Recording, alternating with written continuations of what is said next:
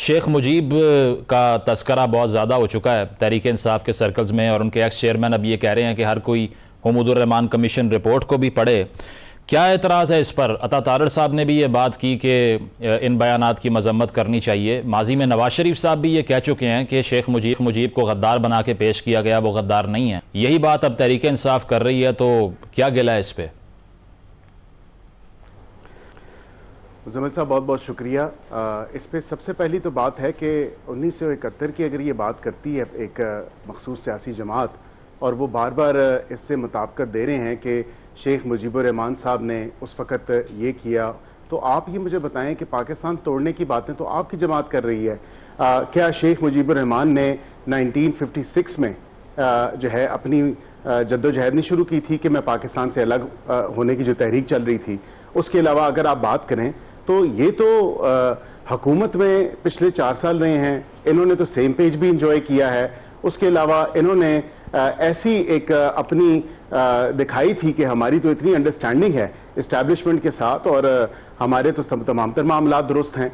तो शेख मुजीबुर रहमान साहब की जहाँ पे बात की तो उन्होंने तो इलेक्शन में हुकूमत ना मिलने के बाद जो है ये तमाम तर चीज़ का आगाज़ किया। तो ये इस तरह कहना जो है ये सरासर नाइंसाफ़ी है और गलत है। और पाकिस्तानी कौम को आप क्या पैगाम दे रहे हैं? आप सिर्फ ये कहते हैं कि अगर इमरान खान है तो पाकिस्तान है, अगर इमरान खान नहीं है तो पाकिस्तान नहीं है। तो आप एक हमारी जो नौजवान है कौम के और जो आने वाली नस्ल है उसको एक मुल्क तोड़ने का मैसेज दे रहे हैं। आप ये कह रहे हैं कि अपने इंटरेस्ट को मुल्क के इंटरेस्ट से पहले रखो।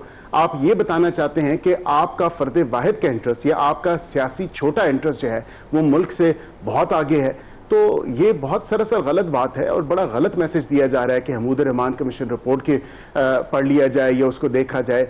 मुजीबुर रहमान साहब ने जो मुल्क तोड़ने की बातें की थी उनकी कौन पुष्टपनाही कर रहा था? ये तो साहब ये आप अपने कायद नवाज शरीफ साहब के बयान को कॉन्ट्राडिक्ट कर रहे हैं ना। उन्होंने कहा वो गद्दार नहीं थे, आप कह रहे हैं गद्दार थे। देखें, मुल्क तोड़ने की जो भी बात करेगा, मैं तो हकीकत पसंद हूं और मैं जो हिस्टोरिकल फैक्ट्स हैं उनको देखते हुए जो एक वाज़े एक फैक्चुअल पोजीशन है कि उस टाइम इंडिया ने और रॉ ने पुष्टपनाही की थी मुजीबुर रहमान साहब की और पाकिस्तान से अलहदगी हुई थी। चलें इस पे तहरीक इंसाफ का जो मौक़िफ़ है ना उस पर क्लैरिटी ले लेते हैं। शुएब साहब, ये कुछ दिन पहले आपकी पार्टी के बहुत से रहनुमा मुज़ाकरात की बात कर चुके हैं एस्टैब्लिशमेंट के साथ। अचानक से अब कमीशन रिपोर्ट पढ़ने का ट्वीट किया जा रहा है। ये लोग यही कह रहे हैं कि ये 180 डिग्री का टर्न अचानक से क्यों लिया गया है? देखिए, पहली बात तो यह है कि हुमूदुर रहमान कमीशन पढ़ना कुछ जुर्म है। आपका हुमूदुर रहमान कमीशन पे अमल दरामद हो जाता तो आज आपके यहाँ कोई मार्शल लॉ भी ना लगता, आज आपका मुल्क ज्यादा तरक्की याफ्ता होता, आज आपके यहाँ आइन, कानून और जमहूरियत मुस्तहकम होती।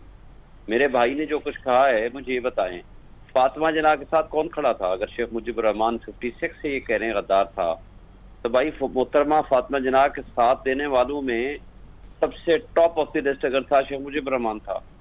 हम छोड़ें उस वक्त क्या हुआ क्या नहीं हुआ, लेकिन हम रीजंस पे जाएंगे। और अयूब खान साहब ने उनके खिलाफ धांधली करवाई 65 के इलेक्शन में, जिसका जिक्र उमर अयूब साहब ने नहीं किया। देखें, आप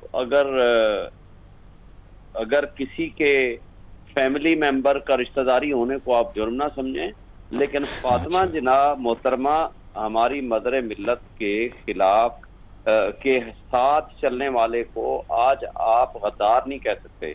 दूसरी बात मुझे बताएं, उसने तो आखिर दिन तक यही कहा, आप अगर उसको इक़्तिदार दे देते, अगर आप उसको असम्बली का इजलास होने देते, अगर 162 सीटें उसने जीती, 81 सीटें जीती थी ज़ुल्फ़िकार अली भुट्टो ने, तो इक़्तिदार तो उसका हक बनता था। अब नहीं दिया गया उसको, किन हालात में नहीं दिया गया, उसकी रीजंस जो दी हैं आपकी फेलियर की। देखें, तरक्की याफ्ता कौमें हमेशा माजी में की जाने वाली अपनी गलतियों से सबक सीख के आगे चलते हैं। अब जो हुमूदुर रहमान के कमीशन का या उसके नतीजे में आज जो उसका नतीजा अख्ज़ होता है वो ये है कि आप पाकिस्तान मुस्तहकम तब होगा जब आइन पे अमल दरामद होगा, कानून पे अमल दरामद होगा और जमहूरियत मुस्तहकम होगी, क्योंकि ये 3 चीजें हैं। ठीक है। आपने जमहूरियत को कमजोर किया, जमहूरियत का मतलब है अवाम के फैसले को रद्दी की टोकरी में फेंका, आपने आइन और कानून तोड़ा, आपने अपने मुल्क के लोगों को जुल्म तशद्दुद किया, अपने मुल्क के लोगों को उठाना शुरू किया, उनकी एक्स्ट्रा जुडिशल किलिंग की, निज़ाम इंसाफ आपने खराब कर दिया। तो इससे मुल्क टूटते भी हैं, इससे मुल्क कमजोर भी होते हैं, इससे खराबियां भी आती हैं। और आज क्या पोजीशन है? आज हम एक ही बात कर रहे हैं ना, हम ये कह रहे हैं कि उस वक्त तो एक सूबे की बात थी, आज पूरे पाकिस्तान में फेडरेशन की अलामत है पीटीआई। आप एक पार्टी को क्रश करने के लिए रिजेक्टेड लोगों को एस्टेब्लिशमेंट ने मुसल्लत कर दिया, कहते हैं ज़राअत ठीक करेंगे, ज़राअत का बेड़ा गर्क कर दिया। गंदम स्कैंडल आपके सामने आ चुका, उनके कठपुतलियों को जिस तरह मुसल्लत किया गया था वो आपके सामने है। गंदम स्कैंडल के ऊपर तो नैब के पास कोई टाइम नहीं है कि उसको इन्वेस्ट। ठीक है शोएब साहब, पॉइंट आ गया आपका इस पे। दुबई लीक्स आपके सामने आ चुकी है, उनके पास कोई टाइम नहीं है। उनके पास अगर टाइम है तो चौथा केस तोशाखाना का इमरान खान के खिलाफ बनाए, और पिछले साल 9 मई के मुकदमात आज शाह महमूद कुरैशी पे डाल दें। क्योंकि बिल्कुल, मतलब आप ये कह रहे हैं विक्टिमाइजेशन से नुकसान पहुंचेगा फेडरेशन को। रजा हारून साहब, ये वही रिपोर्ट पढ़ने का कहा जा रहा है जो भुट्टो साहब के दौर में पब्लिक करने से इनकार किया गया था। आप क्या समझते हैं कि 90 की दहाई की पॉलिटिक्स की मैं बात करूं तो बेनज़ीर साहिबा पे भी ऐसे इल्ज़ाम लगे, उनको ट्रीजन पर अक्यूज़ किया गया और एटमी असासों पर ब्रीफिंग देने से मना किया गया। साथ साथ ये कि खालिस्तान के रहनुमाओं की लिस्ट फराहम करने का इल्ज़ाम लगा। आज अगर इसी तरह गद्दारी के इल्ज़ामात पीटीआई पे लगते हैं, would you speak against it? Of course, सबसे पहले तो भाई ये गद्दारी का सर्टिफिकेट बांटना आम लोगों का काम और सियासतदानों का होना नहीं चाहिए। ये बड़ा खतरनाक ट्रेंड है जो हमारे मुल्क में, आपको याद है अयूब खान साहब ने तो मादरे मिलत तो गद्दार भी करार दे दिया था ना, तो लीफलेट भी शाया कर दिया था। तो उनके जिम्मे खाते तो बहुत सारी चीजें। यहाँ जो स्पेसिफिकली जिक्र हो रहा है, मुझे हैरानगी इस बात की है कि 1970 के इलेक्शन को किसी ने डिस्प्यूट नहीं किया था। देयर वाज नो धांधली का क्वेश्चन इन 1970 का डिस्प्यूट। इलेक्शन को मानते हुए, उन रिजल्ट्स को मानते हुए एक बहुत बड़ा कॉन्फ्लिक्ट क्रिएट हुआ था, जिस कॉन्फ्लिक्ट का रिजल्ट जो है वो बहरहाल पाकिस्तान 2 लख्त हुआ, जो कि सानियाए मशरकी पाकिस्तान भी कहलाता है।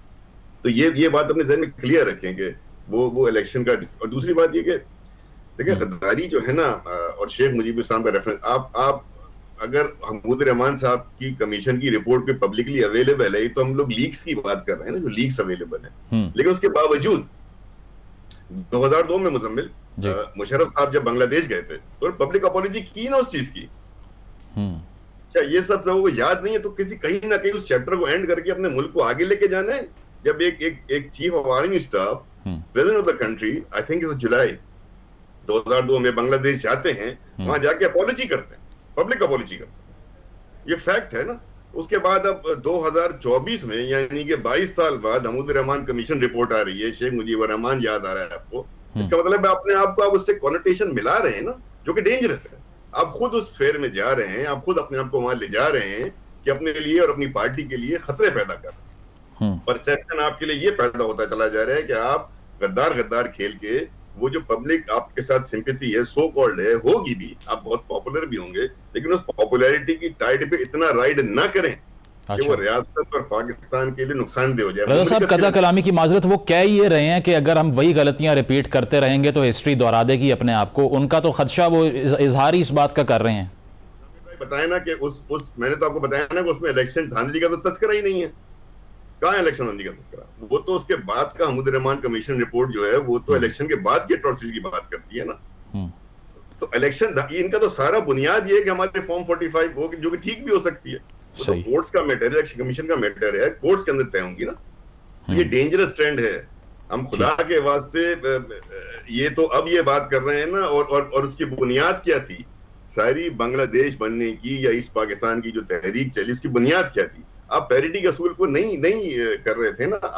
आज दीगर छोटे सूबे क्या बात करते हैं? बिल्कुल, प्रोविंशियल ऑटोनॉमी की बुनियाद थी। प्रोविंशियल ऑटोनॉमी की बात करते हैं ना, लोकल गवर्नमेंट्स की बात करते हैं, प्रोविंशियल ऑटोनॉमी की बात करते हैं। तो आज पंजाब के ऊपर फिर ये इल्जाम आता है ना, तो बड़ा डेंजरस ट्रेंड है, बहुत डेंजरस गुफ्तगू है। इसके अंदर अगर हम घुस गए ना, तो हम बहुत से लोगों को ऑन कर देंगे। बिल्कुल। और वो अगर ऑन हो गए, और वो डिबेट अगर ऑन हो गई, तो इनसे नहीं संभलेगी पीटीआई। सही। प्रोग्राम में एक ब्रेक शामिल करते हैं, ब्रेक के बाद वापस आएंगे। Stay with us.